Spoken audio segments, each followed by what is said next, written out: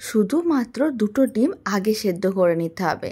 তারপর সেদ্ধ ডিমগুলোর খোসাটা ছাড়িয়ে নিতে হবে আর একটা গ্রেটার নিতে হবে। গ্রেটারের সাহায্যে সেদ্ধ ডিমগুলোকে ঠিক এইভাবেই গ্রেট করে নিতে হবে। আমি এখানে ছোট গ্রেটার নিয়েছি, আপনারা চাইলে বড় গ্রেটারও নিতে পারেন। দুটো ডিমকে ভালো করে গ্রেট করে নিতে হবে। দুটো ডিমকে ভালো করে গ্রেট করে নিয়েছিলাম। এবার প্লেটের মধ্যে নিয়ে নিয়েছি। সমস্ত ডিমের মিশ্রণটার মধ্যে দিয়ে দিতে হবে কিছুটা পরিমাণ গোলমরিচের গুঁড়ো।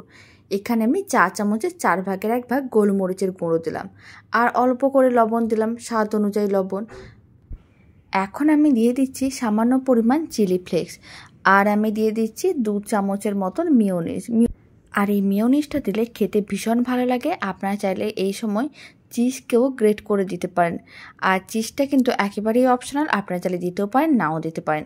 এখানে কিন্তু আমি কোনো রকম চিজ দিচ্ছি না, শুধুমাত্র মিয়োনিজই দিলাম। খুবই সামান্য উপকরণ দিয়ে বানানো যায় আর খেতে ভীষণ ভালো হয়। এখন সমস্ত কিছু একসঙ্গে ভালো করে মিশিয়ে নিতে হবে। সমস্ত কিছু খুব ভালো করে মেশানো হয়ে গেছে, মিশ্রণটা একেবারেই রেডি। এবার কয়েকটা পাউরুটির স্লাইস নিতে হবে। এখানে আমি যে স্লাইস পাউরুটিগুলো হয় সেইগুলোর থেকে কয়েকটা পিস নিয়ে নিয়েছি। প্রথমে দুটো করে পিস নিতে হবে আর এইভাবে সাইডের লাল অংশগুলোকে কেটে বাদ দিতে হবে। আপনাদের যদি মনে হয় সাইডের লাল অংশগুলো রাখবেন তাহলে রাখতে পারেন, আর নাহলে এইভাবে কেটে বাদ দিয়ে দিলে দেখতে অনেক বেশি ভালো লাগে। তবে সাইডের অংশগুলো ফেলে দেওয়ার দরকার নেই, এইগুলো ব্রেড ক্রাম্বস বানিয়ে নিতে পারেন আর যে কোনো কাটলেটে ব্যবহার করতে পারেন।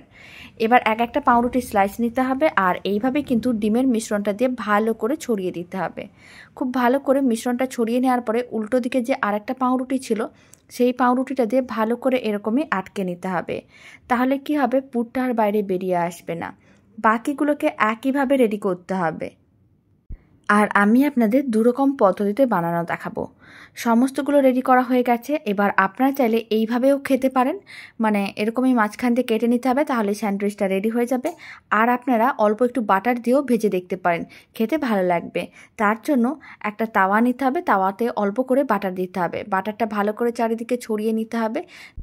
তারপরে স্যান্ডউইচগুলোকে তাওয়ার মধ্যে দিয়ে উল্টে পাল্টে দুদিকই বেশ লাল লাল করে ভেজে নিতে হবে।